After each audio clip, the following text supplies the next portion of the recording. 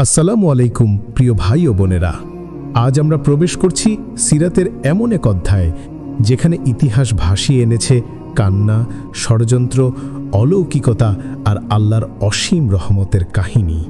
হাবশায় দ্বিতীয় হিজরত, যেখানে নির্যাতিত মুমিনরা খুঁজছিলেন আশ্রয় ও শান্তির আলোকরশ্মি।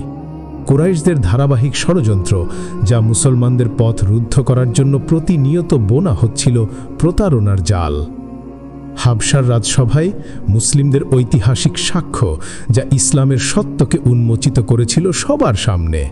আর সেই অবিস্মরণীয় মুহূর্ত যখন জাফর রাদিয়াল্লাহু আনহু কুরআন তিলাওয়াত করলেন আর সম্রাট নাজ্জাশীর চোখ বেয়ে ঝরে পড়ল অশ্রু। আল্লাহর বাণীতে কেঁপে উঠল সমগ্র রাজসভা।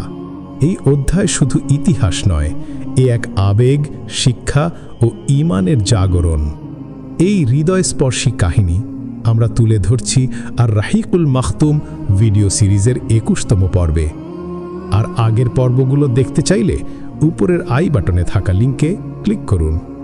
ইসলামের আলো, সিরাত ও কিতাবের অমূল্য জ্ঞান ছড়িয়ে দিতে ইসলামিক বুক ক্যানভাস চ্যানেল সর্বদা রয়েছে আপনাদের পাশে।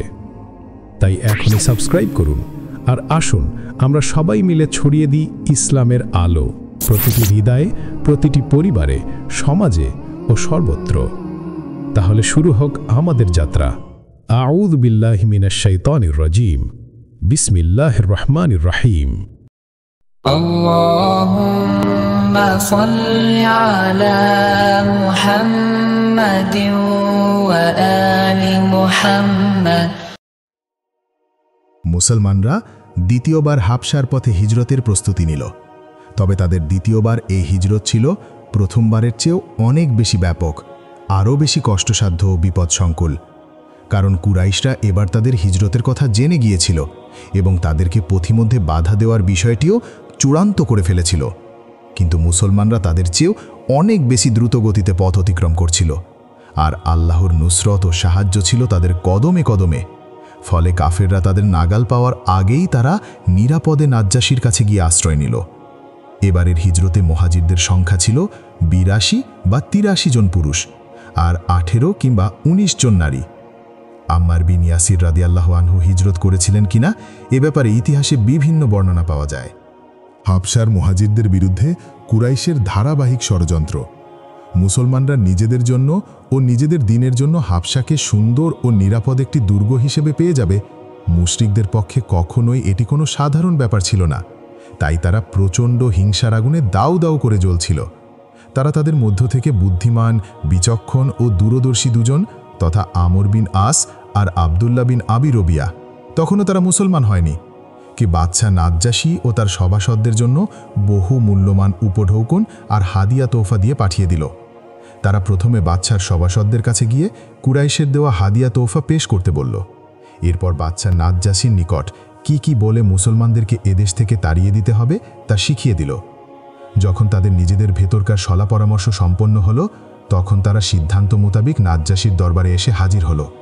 তার দরবারে কুরাইশের পাঠানো উপঢৌকন পেশ করে বলতে লাগল, মহামান্য সম্রাট, আমাদের কিছু বেকুব নৌজওয়ান আপনার রাজ্যে পালিয়ে এসে আস্তানা গেড়েছে। তারা তাদের কওমের ধর্মের বিরুদ্ধে বিদ্রোহ করেছে এবং আপনার ধর্ম গ্রহণ করা থেকেও বিরত থেকেছে। এর বিপরীতে তারা একটি নতুন দিন আবিষ্কার করেছে। আপনি কিংবা আমরা তথা আমাদের কেউই যে দিন সম্পর্কে ইতপূর্বে কোনো দিন কিছু শুনিনি, কিছু জানিনি। তাই এখন তাদের কবিলার সর্দার ও আত্মীয় স্বজনরা আমাদেরকে আপনার কাছে পাঠিয়েছে। উদ্দেশ্য, আপনি এদেরকে ধরে তাদের কাছে ফিরিয়ে দিবেন, কেননা তারাই এদের ব্যাপারে অধিকতর নিগাবান, এদের নিন্দা ও ভর্সনা সম্পর্কে অধিকতর পরিজ্ঞত। সভাসদগণও তাদের দুজনের কণ্ঠে কণ্ঠ মিলিয়ে বলে উঠল, বাদশা, মহামান্য, তারা দুজন সম্পূর্ণ সত্যবাদী। আপনি ওই সকল বেকুবকে ধরে তাদের হাতে তুলে দিন, তারা তাদেরকে নিজ জাতীয় দেশে ফিরিয়ে নিয়ে যাবে। কিন্তু বাদশা নাজ্জাশী ছিলেন অত্যন্ত বিচক্ষণ সম্রাট। তিনি চিন্তা করে দেখলেন, বিষয়টির সুষ্ঠু তদন্ত আর উভয় পক্ষের কথা শোনা ব্যতীত ভালো মন্দ কোনো ফয়সালা দেওয়া যাবে না। তাই তিনি মুসলমানদেরকে দরবারে ডেকে পাঠালেন। তারা এসে হাজির হলো। আসার আগেই তারা সিদ্ধান্ত নিয়েছিল, বাঁচা মরা যাই কিছু হোক, সৎ আর সত্যের পথেই তারা অটল ও অবিচল থাকবে। অতঃপর বাদশা নাজ্জাশী তাদেরকে বললেন, সেটা কোন ধর্ম, যার মাধ্যমে তোমরা তোমাদের কওমের ধর্মের বিরুদ্ধে বিদ্রোহ করেছ, যা হাতে পেয়ে তোমরা তোমাদের বাপদাদার ধর্ম আর না আমাদের ধর্ম গ্রহণ করেছ, যার মাধ্যমে তোমরা আমাদের ব্যবসা লাটে উঠিয়েছ। জাফর বিন আবু তালিব সকলের পক্ষ থেকে সামনে এগিয়ে তাদের নতুন এই দিনের রূপরেখা আর জীবন ও সমাজ ব্যবস্থা তুলে ধরলেন। অতি সুন্দর ও কোমলতার সঙ্গে গুরুগম্ভীর কণ্ঠে সম্রাট নাজ্জাশীর কর্ণকুহরে পতিত হতে লাগল নৌ মুসলিম জাফর বিন আবি তালিবের বক্তব্য। মহামান্য সম্রাট, আমরা জাহেলি যুগের জাহেল মানুষ ছিলাম।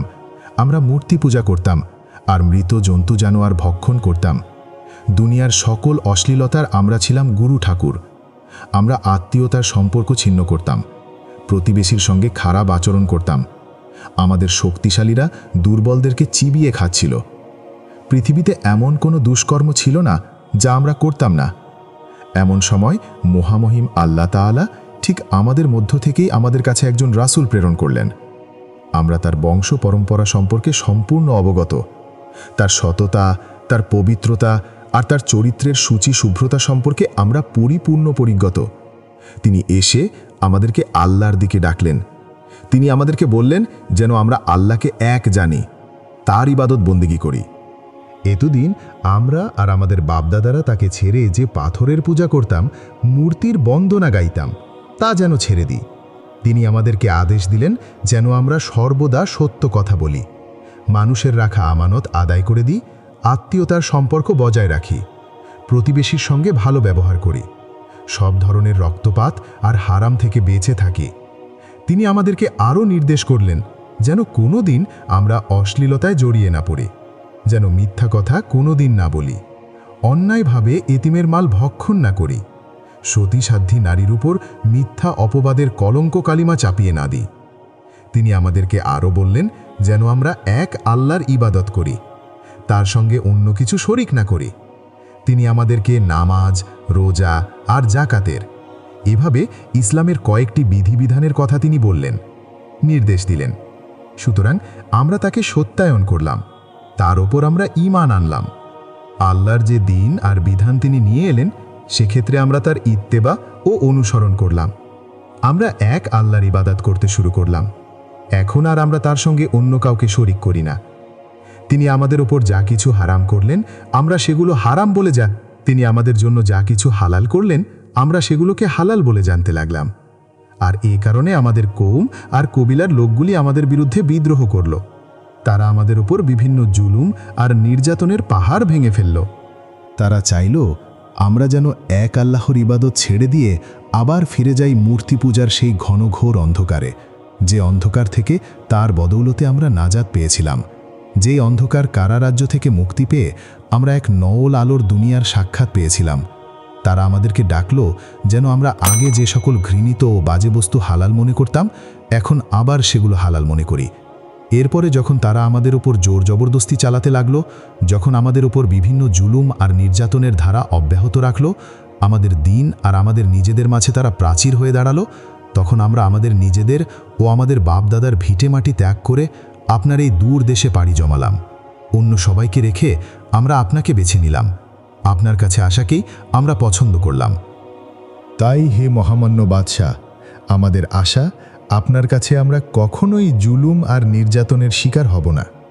সম্রাট নাজ্জাশী তাকে বললেন, তোমাদের নবী আল্লাহর কাছ থেকে যা কিছু নিয়ে এসেছেন, তোমাদের কাছে কি তার কোনো কিছু আছে? জাফর রাদিয়াল্লাহু আনহু তাকে হা সূচক জবাব দিলেন। অতঃপর নাজ্জাশী বললেন, তবে আমার সামনে তা পাঠ করো। জাফর রাদিয়াল্লাহু আনহু তখন সূরা মারিয়ামের প্রথম দিকের কয়েকটি আয়াত তার সামনে তেলাওয়াত করলেন। বিসমিল্লাহির রহমানির রহিম। কাফ হা ইয়া আইন صاد ذكر رحمة ربك عبده زكريا إذ نادى ربه نداء خفيا قال رب إني وهن العظم مني واشتعل الرأس شيبا ولم أكن بدعائك رب شقيا وإني خفت الموالي من ورائي وكانت امرأتي عاقرا فهب لي من لدنك وليا يرثني ويرث من آل يعقوب واجعله رب رضيا يا زكريا إنا نبشرك بغلام اسمه يحيى لم نجعل له من قبل سميا قال رب أنى يكون لي غلام وكانت امرأتي عاقرا وقد بلغت من الكبر عتيا قال كذلك قال ربك هو علي هين وقد خلقتك من قبل ولم تك شيئا قال رب اجعل لي آية قال آيتك ألا تكلم الناس 3 ليال سويا فخرج على قومه من المحراب فأوحى إليهم أن سبحوا بكرة وعشيا আল্লাহর কসম, নাজ্জাসী তার চোখের পানি আর ধরে রাখতে পারলেন না। তার চোখ বেয়ে অশ্রুর ঢল নামল। চোখের পানিতে ঘন শ্বশ্রু অভিষিক্ত হয়ে উঠল। সভাসদগণও এতটা কাঁদলেন যে তাদের হাতে থাকা কিতাব ভিজে গেল। নাজ্জাসী তাদেরকে বললেন, খোদার কসম, এ তো হুবহু সেই জিনিস যা নিয়ে এসেছিলেন হজরত ঈসা আলাইহিস সালাম। হজরত ঈসার পয়গাম আর এ পয়গাম তো এক অভিন্ন উৎস থেকে উচ্চারিত। সুতরাং তোমরা উভয়েই চলে যাও। আল্লাহর কসম, তাদেরকে আমি কোনোদিনও তোমাদের হাতে তুলে দেব না। সুতরাং আমর বিন আস আর আবদুল্লাহ বিন রবিয়া বাদশার দরবার থেকে বের হয়ে এলো। বের হওয়ার সময় আমর বিন আস আবদুল্লাহ বিন রবিয়াকে বলল, আল্লাহর কসম, আগামীকাল বাদশার নিকট তাদের এমন কিছু দিক তুলে ধরব যার মাধ্যমে তাদের গোড়া কেটে দিব। কিন্তু আবদুল্লাহ বিন রবিয়া তাকে বাধা দিয়ে বলল, এমনটি করো না, কারণ যদিও তারা আমাদের বিরোধিতা করেছে তবুও তারা আমাদের আত্মীয় স্বজন আর কওমের লোক। কিন্তু আমর নিজ রায়ের উপর অনড় রইল। পরের দিন আমর বাদশাহ নাজ্জাসীকে লক্ষ্য করে বলল, মহামান্য, তারা ঈসা ইবনে মারিয়ামের ব্যাপারে বড় জঘন্য কথা বলে। তার এই কথা শুনে নাজ্জাসী ঈসা ইবনে মারিয়াম সম্পর্কে মুসলিম মুহাজিরদের দৃষ্টিভঙ্গি জানার জন্য লোক পাঠালেন। তারা এ খবর পেয়ে প্রথমে খুব ভয় পেয়ে গিয়েছিলেন, কিন্তু পরবর্তী সময়ে তারা সুদৃঢ় সংকল্প করলেন যে যাই হোক, হক আর হক্কানিয়াতের উপর আমাদের অটল থাকতেই হবে। সুতরাং তারা যখন বাদশার দরবারে হাজির হলেন, বাদশাহ তাদেরকে এ ব্যাপারে জিজ্ঞাসা করলেন। হজরত জাফর রাদিয়াল্লাহু আনহু তাকে উত্তর বলেন, আমরা এ ব্যাপারে সেই বিশ্বাস রাখি আমাদের কাছে যা কিছু নিয়ে এসেছেন আমাদের নবী মুহাম্মদ সাল্লাল্লাহু আলাইহি ওয়াসাল্লাম, আর তা হল হজরত ঈসা ইবনে মারিয়াম হলেন আল্লাহর বান্দা, তার রাসূল, তার রূহ ও তার পবিত্র কথামালা, যা তিনি নিষ্পাপ কুমারী মারিয়ামের গর্ভাশয়ে ফুঁকে দিয়েছিলেন। তখন নাজ্জাসী জমিন থেকে একটি কাষ্ঠখণ্ড নিলেন। এরপর বললেন, আল্লাহর কসম, তোমরা যা কিছু বলেছ তার আগে বেড়ে ঈসা ইবনে মারিয়াম এ কাষ্ঠখণ্ডটির মতোও ছিলেন না। তার এই কথা শুনে সভাসদগণ গলা ছাড়া দিলে তিনি বললেন, আল্লাহর কসম, যদিও তোমরা গলা ছাড়া দিচ্ছ, কিন্তু সত্য ব্যাপার তাই ছিল। অতঃপর তিনি মুসলমানদেরকে লক্ষ্য করে বললেন, আপনারা আমার রাজ্যের শান্তি ও নিরাপত্তার সঙ্গে থাকবেন। যে আপনাদেরকে গালি দিবে তার ওপর জরিমানা ধার্য করা হবে। আপনাদের কাউকে কষ্ট দেওয়ার বিনিময়ে আমার জন্য স্বর্ণের পাহাড় হবে, এটা আমার কোনো দিনের কামনা নয়। এরপর তিনি তার চারপাশে যারা বসা ছিলেন তাদেরকে নির্দেশ দিলেন, তোমরা এ লোক দুটির দেওয়া সমস্ত হাদিয়া তোহফা ফেরত দিয়ে দাও, কেননা তা আমার কোনো প্রয়োজন নেই। আল্লাহর কসম, তিনি যখন আমার রাজ্য আমাকে ফিরিয়ে দিয়েছিলেন তখন তিনি আমার কাছ থেকে কোনো ঘুষ নেননি। সুতরাং আমি কি আজ তার পথে ঘুষ নিতে পারি? তিনি আমার ক্ষেত্রে কোনো মানুষের কথা শুনেননি। সুতরাং আমি কি তার পথে মানুষের কথা শুনতে যাব? এই ঘটনার বর্ণনাকারী উম্মে সালামা রাদিয়াল্লাহু আনহা বলেন, অতঃপর তারা দুজন ভগ্ন হৃদয়ে যা কিছু নিয়ে এসেছিল সব কিছু নিয়ে নাজ্জাশীর দরবার থেকে বেরিয়ে এলো। ওদিকে আমরা নাজ্জাশীর সুন্দর রাজ্যে সুন্দর মানুষের সঙ্গে সুখ আর শান্তিতে সুন্দর জীবনযাপন করতে লাগলাম। এই হলো ইবনে ইসহাকের বর্ণনা। কোনো বর্ণনা মতে আমর বিন আসকে পাঠানো হয়েছিল বদর যুদ্ধের পরে। আবার কেউ কেউ এই উভয় বর্ণনার মাঝে এভাবে সামঞ্জস্য বিধান করেছেন যে তাকে মোট 2 বার পাঠানো হয়েছিল। তবে সেক্ষেত্রে তারা দ্বিতীয়বার পাঠানোর ঘটনায় বাদশাহ নাজ্জাশী আর তাদের মাঝে হুবহু সেই কথোপকথন সওয়াল জবাব তুলে ধরা হয়েছে, যা ইবনে ইসহাক এখানে রেওয়ায়েত করেছেন।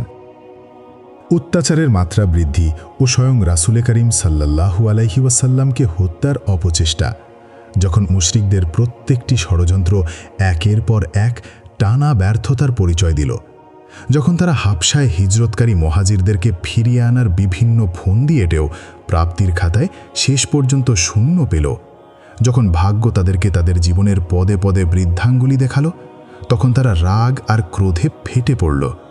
জিঘাংসার প্রবল নেশা তাদের মধ্যে ভয়াল হিংস্র রূপ ধারণ করল। তারা মক্কায় থেকে যাওয়া মুসলমানদের উপর পাহাড় হয়ে ভেঙে পড়ল। স্বয়ং রাসূল করিম সাল্লাল্লাহু আলাইহি ওয়াসাল্লামের দিকে তারা দুশমনির বাহু প্রসারিত করল। তাদের কর্মপন্থা আর বিভিন্ন পদক্ষেপের দ্বারা স্পষ্টই বোঝা যাচ্ছিল তারা রাসূল করিম সাল্লাল্লাহু আলাইহি ওয়াসাল্লামের জিন্দেগির উপসংহার টানতে চাচ্ছিল। মুসলমানদের শেষ দেখে নেওয়ার আকাঙ্ক্ষা তাদের দেহ ও মনে বড় প্রবল আকার ধারণ করছিল, কারণ তারা ভেবে নিয়েছিল এর মাধ্যমে তারা খুব সহজে ওই ফিতনার মূলোৎপাটন করতে পারবে, যা তাদের জিন্দেগির ফুলের বিছানাকে কাটায় কাটায় ভরিয়ে দিয়েছে। অপরদিকে যে সকল মুসলমান মক্কায় রয়ে গিয়েছিল তাদের সংখ্যা ছিল অতি সামান্য। তাদের কেউ কেউ নিজেই শরীফ ছিল, সম্মানিত ছিল, আবার কেউ কেউ বড় কোনো নেতা কিংবা সর্দারের আশ্রয়ে ছিল। কিন্তু তা সত্ত্বেও তারা তাদের ইসলামকে যথাসাধ্য লুকিয়ে রাখতেন এবং বিরুদ্ধবাদীদের চোখ থেকে দূরে দূরে থাকার চেষ্টা করতেন। তবে ভাগ্যে লেখা থাকলে ফেরানোর সাধ্য কার? এত কিছুর পরেও তারা কাফের মুশরিকদের জুলুম ও অত্যাচার থেকে পরিপূর্ণ নিরাপত্তা আর মুক্তির স্বাদ আস্বাদন করতে পারলেন না। অপরদিকে রাসূল করিম সাল্লাল্লাহু আলাইহি ওয়াসাল্লামের অবস্থা ছিল সম্পূর্ণ বিপরীত। তিনি প্রকাশ্যে বিরুদ্ধবাদীদের চোখের সামনে দাঁড়িয়ে নামাজ পড়তেন ও আল্লাহর ইবাদত করতেন। গোপনে ও প্রকাশ্যে উভয় তরিকাতেই মানুষকে ইসলামের দিকে ডাকতেন। এক্ষেত্রে পৃথিবীর কেউ তাকে বারণ করার মতো ছিল না, কেউ তাকে এ পথ থেকে ফেরানোর মতো ছিল না, কারণ এটা ছিল আল্লাহর পয়গামের তাবলিগের একটি অংশ। আর এটির উদ্বোধন হয়েছিল সেদিন যেদিন নাজিল হয়েছিল আল্লাহর বাণী, আপনাকে যা আদেশ দেওয়া হয়েছে আপনি তাই প্রকাশ করুন, আর মুশরিকদের থেকে আপনি মুখ ফিরিয়ে নিন। সূরা হিজর। এ কারণে তারা যখনই চাইত রাসূল করিম সাল্লাল্লাহু আলাইহি ওয়াসাল্লামের পথে বাধা হয়ে দাঁড়াতে পারত। তাদের বাহ্যিক কাজকর্ম আর মনের গহীনে লুক্কায়িত অভ্যন্তরীণ ইচ্ছা আর অভিরুচির পথে যে বিষয়গুলি প্রাচীর হয়ে দাঁড়াত তা ছিল রাসূল করিম সাল্লাল্লাহু আলাইহি ওয়াসাল্লামের মান ও মর্যাদা, তার শুচিতা ও শ্লীলতা, আবু তালিবের জিম্মাদারি আর সম্মান, পরোক্ষ নিন্দাভীতি আর তাদের বিরুদ্ধে বনু হাশিমের ঐক্যবদ্ধ আন্দোলন। এভাবে বাহ্যিক দিক দিয়ে এগুলির কিছু একটা প্রভাব থাকলেও ভেতরে ভেতরে তাদের কাঙ্ক্ষিত স্বপ্ন পূরণের ক্ষেত্রে এগুলির এতটুকু প্রভাবও ছিল না। হাকিকতে তারা এগুলোকে জড় পদার্থ ও অর্থহীন বলে গণ্য করত, জীবনের রণোন্মাদ উন্মাতাল ময়দানে যার কোনো মূল্য নেই। কারণ সেদিন থেকে এগুলি তাদের নিকট হালকা আর মূল্যহীন হতে শুরু করেছিল, যেদিন তারা অনুভব করতে পেরেছিল যে রাসূল করিম সাল্লাল্লাহু আলাইহি ওয়াসাল্লামের দাওয়াতের সামনে ঐতিহ্যবাহী পৌত্তলিক অবকাঠামো আর দ্বীনি ফলজামের মেয়াদ উত্তীর্ণ হয়ে গেছে। উল্লিখিত বক্তব্যের সবচেয়ে বড় দলিল হল এ সময়কার ঘটনাবলী। একদিন আবুল আহাবের ছেলে উতাইবা রাসূল করিম সাল্লাল্লাহু আলাইহি ওয়াসাল্লামের নিকটে এলো। আমি ওয়ান নাজমি ইদা হাওয়া থুম্মা দানা ফাতাদাল্লা এর সঙ্গে কুফরি করি। এ কথা বলে সে রাসূল করিম সাল্লাল্লাহু আলাইহি ওয়াসাল্লামের উপর চড়াও হলো, তার জামা মুবারক ছিঁড়ে ফেলল, তার চেহারা মুবারকে থুতু নিক্ষেপ করেছিল, কিন্তু থুতু গিয়ে রাসূল করিম সাল্লাল্লাহু আলাইহি ওয়াসাল্লামের চন্দ্রবদনে পতিত হয়নি। এ সময় রাসূল করিম সাল্লাল্লাহু আলাইহি ওয়াসাল্লাম তার জন্য বদদুয়া করলেন এবং বললেন, হে আল্লাহ, তোমার একটি কুকুরকে তার উপর লেলিয়ে দাও। রাসূল করিম সাল্লাল্লাহু আলাইহি ওয়াসাল্লামের দোয়া মঞ্জুর হল। কারণ এরপর উতাইবা কুরাইশের একটি বাণিজ্য কাফেলার সঙ্গে সিরিয়ার পথে রওনা হল। পথিমধ্যে যখন তারা এক রাতে সিরিয়ার জারকা নামক স্থানে এসে যাত্রাবিরতি করল, তখন তাদেরকে চতুর্দিক থেকে সিংহ এসে ঘিরে ধরল।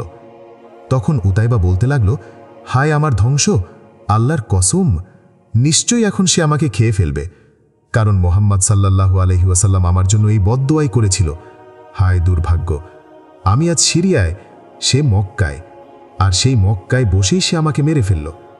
সে কারণে তারা সবাই তাকে সকলের মধ্যখানে রেখে ঘুমিয়ে পড়ল। কিন্তু রাতে সিংহটি এসে সকলকে টপকিয়ে মাঝখান থেকে তার মাথা চিবিয়ে খেয়ে গেল। একদা রসুল করিম সাল্লাল্লাহু আলাইহি ওয়াসাল্লাম নামাজ পড়ছিলেন। যখন তিনি সিজদায় গেলেন, তখন উকবা বিন আবি মুইত এসে রসুল করিম সাল্লাল্লাহু আলাইহি ওয়াসাল্লামের ঘাড় মুবারক পা দিয়ে চেপে ধরল। রসুল করিম সাল্লাল্লাহু আলাইহি ওয়াসাল্লাম তখন এতটা আঘাত পেয়েছিলেন যে তার দুই চোখ কোটর থেকে বের হওয়ার উপক্রম হয়েছিল। এ সকল ধূর্ত এবং কুচক্রী পৌত্তলিক গোষ্ঠী রাসূল করিম সাল্লাল্লাহু আলাইহি ওয়াসাল্লামকে হত্যার পরিকল্পনা করারও দুঃসাহস দেখিয়েছিল। সাহাবী আবদুল্লাহ ইবনে আমর বিন আস রাদিয়াল্লাহু আনহু থেকে ইবনে ইসহাক বর্ণনা করেন, একবার মক্কার মুশরিকরা সবাই কাবার হাতিমে সমবেত হয়েছিল। আমিও সেখানে উপস্থিত ছিলাম। কথায় কথায় এক পর্যায়ে রাসূল করিম সাল্লাল্লাহু আলাইহি ওয়াসাল্লামের প্রসঙ্গ চলে এলো। তারা বলল, এই লোকটির ব্যাপারে আমরা যতটা সবর করেছি, দুনিয়ার কারোর জন্য এতটা সবর করিনি। এক গুরুত্বপূর্ণ ব্যাপারেও আমরা তাকে কিছুই বলিনি। তারা ইত্তকার আলোচনায় লিপ্ত ছিল। ঠিক এমন সময় সেখানে রাসূল করিম সাল্লাল্লাহু আলাইহি ওয়াসাল্লামের উদয় ঘটল। কিন্তু রাসূল করিম সাল্লাল্লাহু আলাইহি ওয়াসাল্লাম কোনো দিক ভ্রুক্ষেপ না করে সোজা গিয়ে হজরে আসওয়াদ চুমু খেলেন। এরপর তাদের চারদিকে ঘুরে বাইতুল্লাহ শরীফ তাওয়াফ করতে লাগলেন। তারা রাসূল করিম সাল্লাল্লাহু আলাইহি ওয়াসাল্লামকে একটা কটু কথা বলে খোঁচা মারল। আমি রাসূলের চেহারা মোবারকের চিহ্ন দেখতে পেলাম। এরপর দ্বিতীয়বার যখন তিনি তাওয়াফ করে তাদের পাশ দিয়ে অতিক্রম করছিলেন, তারা আবারও তাকে খোঁচা মারল। আমি রাসূল করিম সাল্লাল্লাহু আলাইহি ওয়াসাল্লামের চোখে মুখের আলামত খুঁজে পেলাম। এরপর তৃতীয়বারও একই কাহিনী ঘটল। তখন রাসূল করিম সাল্লাল্লাহু আলাইহি ওয়াসাল্লাম থমকে দাঁড়ালেন। তাদেরকে লক্ষ্য করে বলতে লাগলেন, হে কুরাইশ, তোমরা কি আমার কথা শুনতে পাচ্ছ? ওই সত্তার কসম, যার কুদরতি হাতে রয়েছে আমার জীবন, আমি তোমাদের নিকট সর্বনাশ হয়ে এসেছি। রসুল করিম সাল্লাল্লাহু আলাইহি ওয়াসাল্লামের এই কথা তাদের কর্ণকুহরের পর্দা ভেদ করে কলবের অন্তঃপুরে প্রবেশ করল।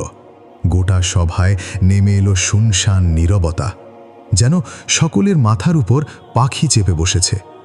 এমনকি তাদের মধ্যে থেকে রাসূল করিম সাল্লাল্লাহু আলাইহি ওয়াসাল্লামের সবচেয়ে বেশি বিরোধী এবং তার উপর সবচেয়ে বেশি কঠোর ছিল দারুণ নম্র আর বিনয় মাখা কণ্ঠে বলল, হে আবুল কাসিম, তুমি ফিরে যাও। আল্লাহর কসম, মূর্খতা আর বোকামি কখনোই তোমাকে স্পর্শ করতে পারেনি। পরের দিন সবাই আবার তার ব্যাপারে আলোচনার জন্য সমবেত হল। ঠিক এই মুহূর্তে রাসূল করিম সাল্লাল্লাহু আলাইহি ওয়াসাল্লাম তাদের মধ্যে উদিত হলেন। সেখানে উপস্থিত হওয়া মাত্রই তারা সকলে মিলে চোখের পলকে তার উপর ঝাঁপিয়ে পড়ল। চতুর্দিক থেকে তাকে বনের হিংস্র পশুর মতো ঘিরে ধরল প্রেতাত্মারা। তাদের মধ্যে আমি এক ব্যক্তিকে দেখলাম রাসূল করিম সাল্লাল্লাহু আলাইহি ওয়াসাল্লামের গলার চাদর ধরে টানাটানি করতে। ওদিকে হযরত আবু বকর রাদিয়াল্লাহু আনহু রাসূল করিম সাল্লাল্লাহু আলাইহি ওয়াসাল্লামকে হেফাজতের কাজে লেগে গেলেন।